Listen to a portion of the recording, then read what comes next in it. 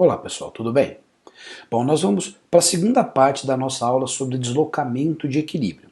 Nesse vídeo aqui, nós vamos corrigir os exercícios que ficaram faltando, tá bom? Então vamos lá? Bom, antes da gente fazer os exercícios, vamos só dar uma relembrada no que nós vimos na semana passada. Na semana passada, nós falamos sobre o deslocamento de equilíbrio, certo? Muito bem. Eu disse que tem três fatores que fazem deslocar o equilíbrio: concentração, pressão e temperatura. Então vamos relembrar um pouquinho, ó, começando com a concentração, certo? Vamos lá, ó.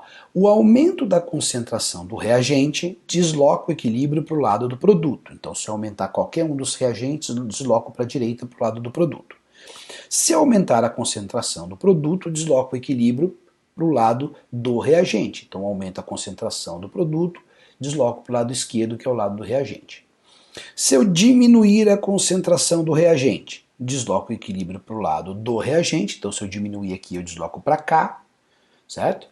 E se eu diminuir a concentração do produto, tirar produto, eu desloco para o lado do produto, no caso para a direita. Tudo bem? O outro efeito, de temperatura.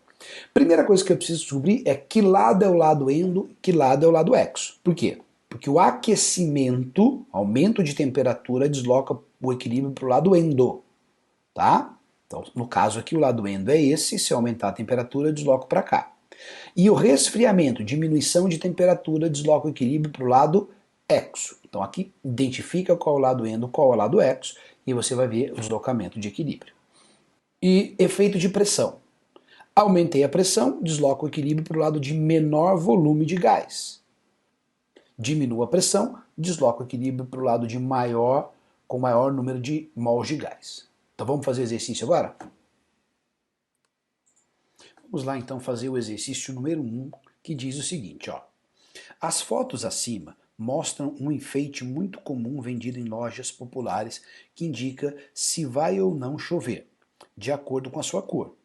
Em dias mais úmidos ele fica de determinada cor, enquanto em dias secos ele assume outra coloração. Sabe-se que na superfície do objeto ocorre uma reação reversível representada pela equação a seguir. Qual a cor do objeto em dias de alta umidade relativa do ar? Explique. Bom, vamos lá, aqui ó, tá a equação a mesma daqui, eu coloquei maior aqui. Ele está falando que em dias com alta umidade significa uma grande quantidade de água no ar.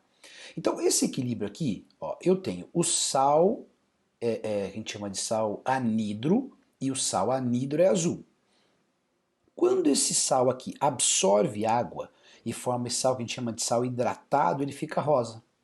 Então, como esse sistema é um sistema em equilíbrio, se eu aumentar a concentração de água aqui, lembra, aumentando a concentração de um reagente, eu desloco o equilíbrio para o lado do produto, certo? Então, se eu desloco para o lado do produto, e a minha solução, o meu sal aqui, né, o galinho vai ficar cor de rosa. Então, aqui, ó, você vai colocar na resposta aqui que a cor vai ficar rosa, tá? Por quê? Como eu aumento a concentração de água, eu desloco o equilíbrio para a direita, que é o lado do sal rosa. Tudo bem? Então, aumento a concentração de água, desloco para a direita o lado que é o lado do sal rosa. Tudo bem? E o item B? O item B pergunta por que em dias secos ele assume outra coloração. Bom, é exatamente o inverso. Em dias secos, eu diminuo a concentração de água, eu tiro água. E quando eu tiro um reagente, eu desloco o equilíbrio no sentido dos reagentes. Certo? Aí ele assume outra cor, ele fica azul. Então, olha lá, dias sem umidade ele está azul e nos dias com muita umidade ele está rosa. Então aqui você vai colocar por que ele vai ficar azul, né? Por que em dias secos ele assume outra coloração? Porque como há uma diminuição da concentração de água, o equilíbrio é deslocado para o lado esquerdo, que é o lado azul. Então, ó, diminua a concentração de água, desloco para o lado esquerdo, que é o lado azul. Tudo bem? Vamos lá então fazer o exercício número 3, que diz o seguinte. Na preparação de refrigerantes e bebidas gaseificadas, em geral, o gás carbônico é injetado diretamente na água, originando uma reação reversível dada pela equação a seguir. Na indústria, a injeção desse gás é realizada introduzindo-se o CO2 em altas pressões e mantendo-se o líquido em baixas temperaturas. Considerando o princípio de Le Chatelier, explique qual a função do aumento de pressão de gás carbônico nesse processo. Vamos lá, pessoal. O que eu quero é injetar gás, injetar CO2 dentro da bebida. Então tá aqui, eu quero colocar CO2 e quero que ele dissolva na água e fique dentro da bebida. Então eu quero deslocar esse equilíbrio para o lado direito. Aqui o CO2 está dissolvido, certo? Então o que eu posso fazer para deslocar para o lado de cá? Ó, ele falou que pode aumentar a pressão. Por quê? Ó, vamos ver do lado do reagente qual o número de mol de gás que eu tenho aqui. Ó. A água está no estado líquido, CO2. Então eu tenho 1 mol de gás do lado de cá. E do lado do produto? Os dois estão aquosos. Então aqui eu tenho 0 mol de gás. E lembra que nós acabamos de ver? O aumento da pressão desloca o equilíbrio para o lado de menor número de mols de gás, que é exatamente o lado direito que eu quero deslocar. Então, resposta para o A. O aumento da pressão desloca o equilíbrio para o lado direito, que é o lado da dissolução do gás. Tá? Item B. Qual a função do resfriamento? Bom, resfriamento, a mesma coisa. Olha só, ΔH menor do que zero. Significa que nesse sentido aqui, a reação é exotérmica, certo? Então, fazer o resfriamento, diminuir a temperatura, eu desloco o equilíbrio para o lado exo. Então eu desloco o equilíbrio para o lado de cá. Então qual a função do resfriamento? Diminuir a temperatura, desloco o equilíbrio para o lado exo, que é o lado da dissolução do CO2, que é o que a gente quer. Item C. Levando-se em conta que no estômago temos uma elevada concentração de H+, e que o arroto é causado pela liberação do CO2, explique por que sentimos vontade de arrotar ao ingerir bebidas gaseificadas. Bom, aqui agora é o seguinte, ele diz que dentro do estômago eu tenho H+. Então o que eu estou fazendo é colocando mais H+ aqui nesse sistema, eu estou aumentando a concentração de produto. Quando eu aumento a concentração de produto, eu desloco o equilíbrio para o lado contrário, certo? O que vai acontecer então? Vai liberar CO2 nesse caso, tá? E aí o arroto é exatamente isso, o acúmulo de CO2 dentro do teu estômago, aquilo começa a aumentar a pressão e precisa sair. E aí você sai, CO2 sai de você na forma de arroto, tá? Então vamos lá, explique por que sentimos vontade de arrotar ao ingerir bebida gaseificada. É isso, ó. Ao ingerir a bebida gaseificada, eu desloco o equilíbrio, como eu tenho muito H+ no estômago, né? Ao ingerir bebida gaseificada, como o estômago tem uma alta concentração de H+, eu desloco o equilíbrio para o lado esquerdo, liberando o CO2, que é o que provoca a vontade de arrotar. Tá bom? Exercício 4. A variação de temperatura exerce 2 efeitos nas reações químicas. Primeiro, o efeito cinético. O aquecimento aumenta a velocidade das reações. E efeito de equilíbrio. O aquecimento desloca uma reação em equilíbrio no sentido da reação endotérmica. Com base nessas informações, considere a equação a seguir, que representa a reação de dimerização do dióxido de nitrogênio. Esta reação foi realizada em 2 frascos separados nas condições dadas a seguir. No frasco 1, a concentração inicial era de 8 mol por litro de NO2, e no frasco 2, a concentração inicial também era de 8 mols de NO2. Só que no frasco 1 isso foi feito a 25 graus Celsius e no frasco 2 a 100 graus Celsius. Então está aqui o equilíbrio está aqui escrito em maior. Em que frasco a reação atinge o estado de equilíbrio em menor tempo? Justifique. Bom, vamos lá, pessoal. Nessa reação aqui, eu começo no início, eu tenho 8 mols disso e 0 mol disso. Então, se a gente considerar aqui a reação direta como 1, V1 vai ter ser a velocidade para essa reação direta, V2 vai ser igual a 0. Certo? Então no V1 vai ser diferente de V2. Como o efeito cinético aqui aumenta a velocidade, ou seja, se eu fizer isso a 25 ou a 100, V1 vai ser diferente para 25 e para 100. Então esquece V2, só tem o reagente. Então só me interessa V1. Só que V1 vai ser muito maior na temperatura maior. Logo, ele vai chegar até o equilíbrio primeiro. Então, em que frasco a reação atinge o estado de equilíbrio primeiro? No frasco 2. Justifique. Por quê?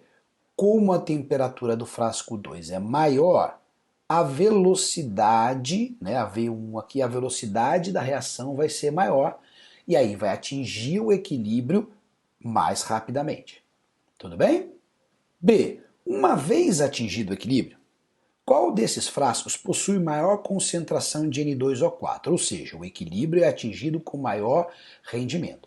Então ele quer, em qual dessas duas condições o equilíbrio vai estar mais deslocado para o lado direito? Maior concentração de N2O4. Bom, vamos lá. Nesse sentido, a reação é exotérmica, né? Menos aqui, ó. E a gente sabe que é favorecida a reação exotérmica quando eu diminuo a temperatura.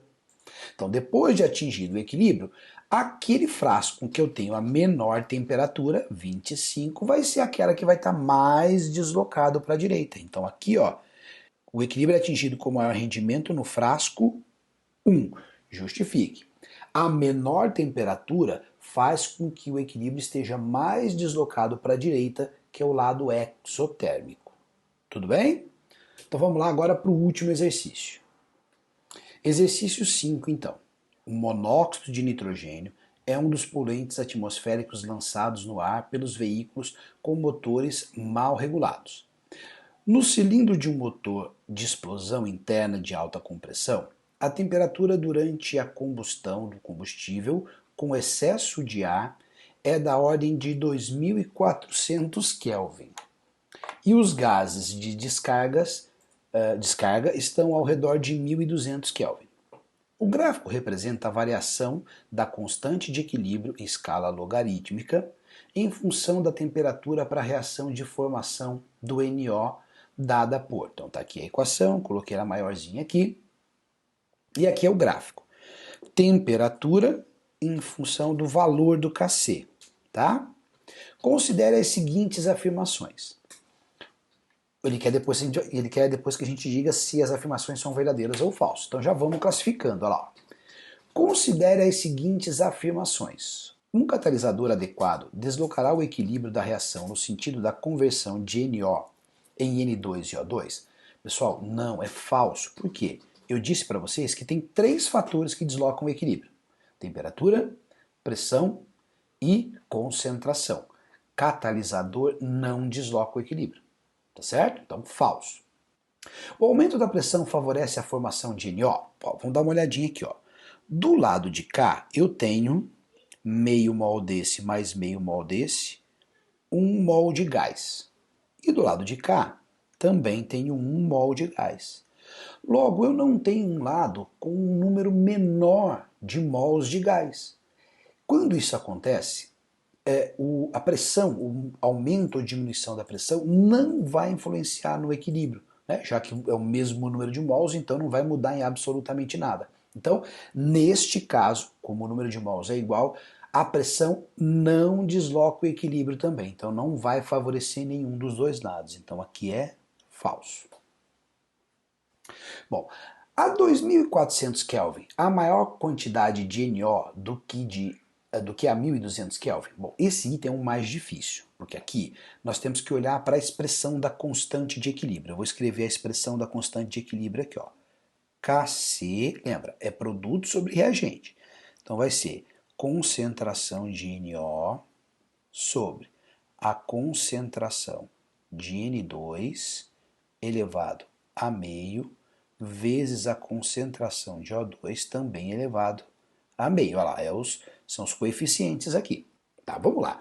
O que esse gráfico me diz? Que à medida em que eu aumento a temperatura, o valor de Kc também aumenta. Então, ó, se à medida que eu aumento a temperatura, o valor de Kc aumenta o valor de Kc, para esse valor aumentar, A quantidade de reagente tem que aumentar e a quantidade de produto tem que diminuir. A matemática é isso, olha lá. Para aumentar o valor aqui, esse tem que aumentar e esse tem que diminuir.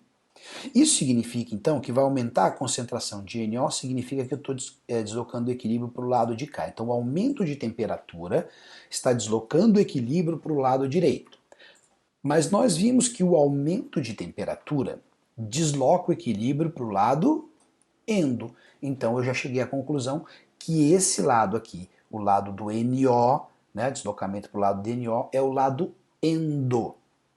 Então, aumentar a temperatura vai deslocar mais o equilíbrio para o lado endo, que é o lado do NO. Então vamos lá para a pergunta de novo. A 1200 Kelvin, há maior quantidade de NO do que a 1200? Sim, porque a temperatura a 2400 é maior, o equilíbrio está mais deslocado para o lado de cá. Então o 3 é verdadeiro. Bom, e o 4 agora ficou fácil. A reação de formação do NO, ou seja, para formar NO, esse sentido aqui, é endotérmica? Sim, foi o que nós acabamos de ver. Então também é verdadeiro. Então a resposta para esse exercício é a alternativa E. 3 e 4 são verdadeiros. Bom, pessoal, agora é só fazer a tarefa, ver se vocês conseguem fazer tudo lá, acredito que sim. Façam todos os exercícios de tarefa, caso tenham dúvidas é só procurar e eu vejo vocês então na próxima aula. Até lá!